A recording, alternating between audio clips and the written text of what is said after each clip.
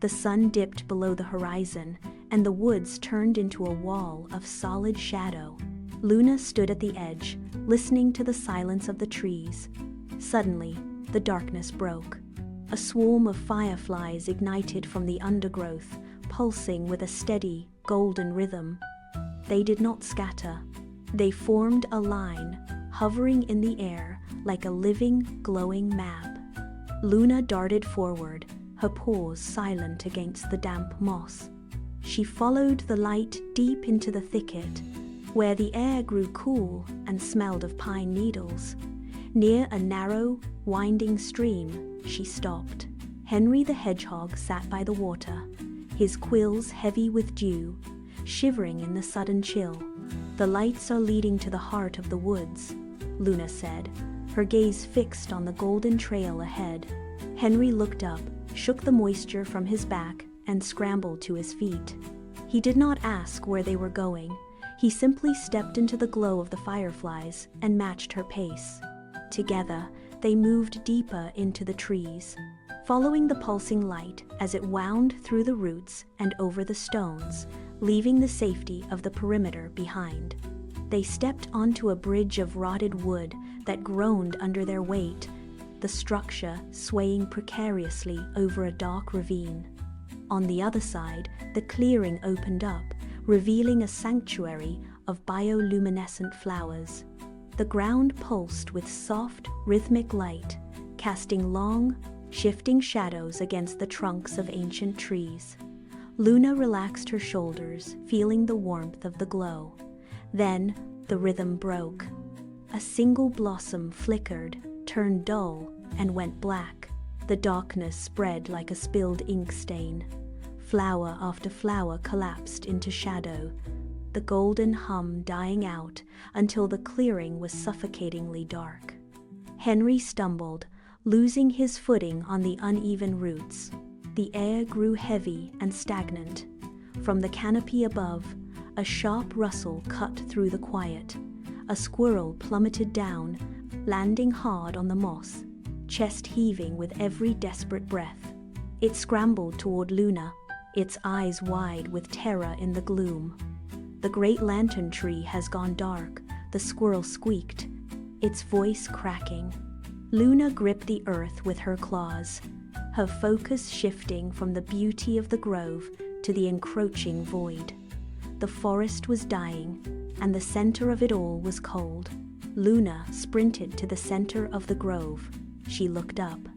The golden lantern fruit hung motionless, a tiny, unreachable spark against the black canopy. The forest was bleeding shadow. She scanned the forest floor and found a stack of logs abandoned by the beavers near the creek. "Move them here," she commanded, her voice cutting through the panic. The beavers lunged at the timber, their claws digging into the wet bark. They dragged the logs toward the tree, but the wood was waterlogged and heavy. They staggered, the logs slipping from their grip. Luna threw her weight against the pile, pushing until her muscles burned. The rabbits arrived, scrambling over the tangled roots, and began dragging flat, heavy stones to the base. They piled the stones to anchor the logs, creating a makeshift staircase in the dark. The pile swayed as it grew higher. Every log added was a gamble against the weight of the forest. Henry scrambled up the base, bracing his back against a stone to keep it from sliding. Luna watched the fruit. It was still too far, but the tower was rising.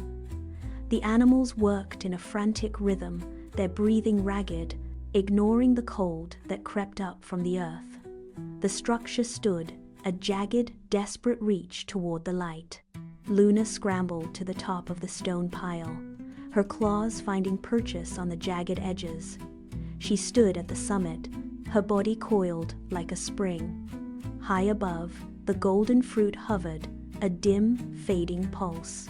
She launched herself upward, muscles straining against gravity.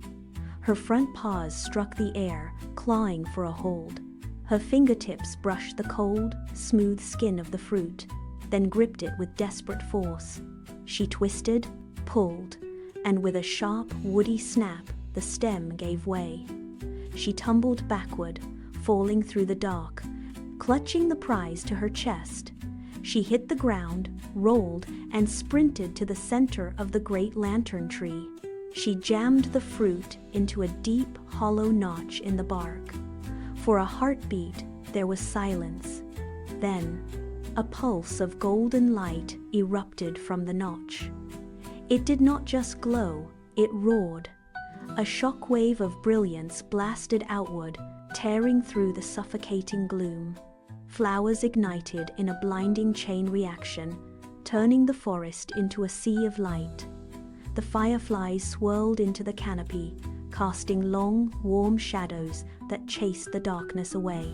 The grove hummed with renewed life. Animals emerged from the brush, their eyes wide, watching the light reclaim the path. The tension broke, replaced by the warm, steady rhythm of the forest restored. The forest floor vibrated with the sudden influx of warmth. Animals crawled from their burrows, blinking at the golden glow that now saturated the canopy. They moved in frantic, joyous circles, their silhouettes dancing against the bright moss. From a low, sturdy branch above the crowd, an owl descended, landing with a soft thud. It turned its head, fixed its gaze on the glowing notch, and then looked toward the center of the clearing. "The light is restored because you acted," the owl said, its voice steady and clear. Luna watched the forest dance, the golden illumination reflecting in her steady gaze. The fear that had gripped the woods was gone, replaced by the rhythmic hum of nature reclaiming its path.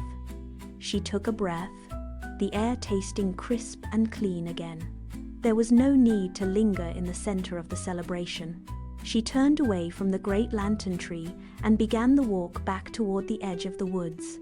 Every step felt measured. She moved through the bright, flickering shadows, leaving the noise of the grove behind. She reached the perimeter where the trees thinned out into the night. She did not look back, knowing the value was not in the destination itself, but in the choice to reach for the light when the world had turned dark.